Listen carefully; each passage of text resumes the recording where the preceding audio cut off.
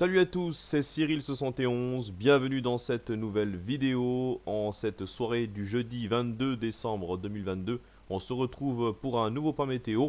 On va parler des prévisions des prochains jours, notamment de cette dernière semaine de l'année qui s'annonce perturbée. Alors, c'est bien le zonal qui semble se confirmer sur l'ensemble des modèles. On en a déjà parlé hier soir et là, ce soir, on voit bien que l'accord est toujours présent. Alors attention dans le détail, dans les précisions en ce qui concerne les différentes perturbations, dépressions, qui pourraient apporter soit des coups de vent, soit des tempêtes, tout ça est loin d'être fiable. Ce qui est fiable, c'est la synoptique générale qui se dégage et qui est bien au zonal. Donc pourquoi ce zonal va nous concerner? Parce qu'on a déjà premièrement une masse d'air polaire arctique toujours présente sur le nord de l'Europe.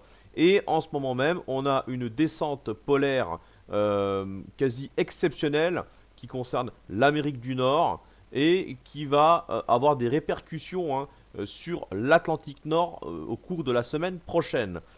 Ce qui va se passer, et on va le voir ensemble, c'est que ces deux parties du vortex polaire, finalement, celui de l'Amérique du Nord, cette partie Amérique du Nord et la partie Europe du Nord, vont en quelque sorte faire une jonction entre les deux. Ils vont fusionner pour donner justement un vaste système dépressionnaire qu'on appelle le zonal, des basses pressions qui vont s'étirer depuis le Labrador, depuis la partie nord-est du Canada, jusqu'au nord de l'Europe. Donc là, on a ce qu'on appelle le rail dépressionnaire qui se met en place. À partir de ce moment-là, tout ça avec un anticyclone subtropical qui sera toujours présent sur le sud de l'Europe. Donc, voilà ce que ça va donner maintenant en images avec l'évolution. Alors, pour demain vendredi, il y a un coup de vent qui est bien prévu. Alors, c'est un coup de vent plutôt faible à modéré dans l'ensemble. J'ai fait une petite carte pour vous montrer les valeurs qui sont prévues et les régions concernées. Donc, c'est essentiellement lié à cette dépression, je vous en avais parlé hier, qui s'étire en direction ici du nord de notre pays. Donc, on a un resserrement isobarique qui se fait sur notre pays, notamment sur la moitié nord en particulier, ici. Et donc on va avoir un petit peu de vent. Alors on attend des rafales autour des 90 à 100 km/h sur les côtes bretonnes, les côtes normandes, ainsi que vendéennes. Ça pourrait même descendre un peu plus bas du côté de la Charente. Alors attention, c'est vraiment les rafales max. Ça ne veut pas dire qu'il y aura partout des rafales comme celle-ci. Ça sera surtout localement que les rafales peuvent atteindre ces valeurs-là. En ce qui concerne l'intérieur des terres, et là aussi ça sera plutôt local, on serait entre 70 et 80 km/h sous les plus fortes rafales. Toutes les régions qui s'étendent depuis les Pays de la Loire, Poitou-Charentes, région centre, Bourgogne, en allant vers le Grand Est. Voilà, donc c'est surtout cette partie-là. On aura aussi l'Île-de-France, notamment la partie sud. Sur le nord, ça soufflera un peu moins fort. Voilà, on verra bien, mais bon, localement, à l'intérieur des terres, sur les Hauts-de-France notamment, on serait plutôt autour des 60 km/h. Donc voilà, et puis pour la moitié sud, alors ce sera plus calme, plus sec, on aura un petit peu de vent sur le massif central essentiellement, où là on peut avoir quelques rafales de vent, notamment sur le nord du massif central. Voilà pour ce petit coup de vent, classique, banal pour ce vendredi. Bon, c'est déjà pas mal pour commencer cette période perturbée qui devrait se poursuivre. Alors on va avoir une accalmie quand même pour Noël, alors tant mieux, on pourra fêter Noël tranquillement. Les températures seront très douces, vous le savez déjà, c'est déjà le cas de toute façon. Là depuis plusieurs jours on est largement au-dessus des normales saisons, ambiance printanière notamment sur la moitié sud et automnale sur la moitié nord, avec pas mal de pluie d'ailleurs, et ces pluies sont bénéfiques, on en a besoin pour le rechargement des nappes phréatiques. Donc c'est très très important, il faut qu'il pleuve, ça c'est une bonne nouvelle. Voilà, après les températures oui sont trop élevées, ça sera à Noël encore sans neige, même en montagne ça va être difficile. Mais bon, c'est comme ça, le principal c'est qu'on a des perturbations qui s'enchaînent. Et là, bon, on aura des petites périodes d'accalmie, bien sûr, rien de bien méchant pour ce week-end. Alors, pour dimanche, on a une petite incertitude en ce qui concerne la dégradation. Il semblerait qu'elle soit vraiment faible. Certains modèles annoncent presque un coup de vent pour l'ouest et le nord-ouest. Mais bon, là, pour l'instant, en tout cas, la plupart des modèles ne le voient pas.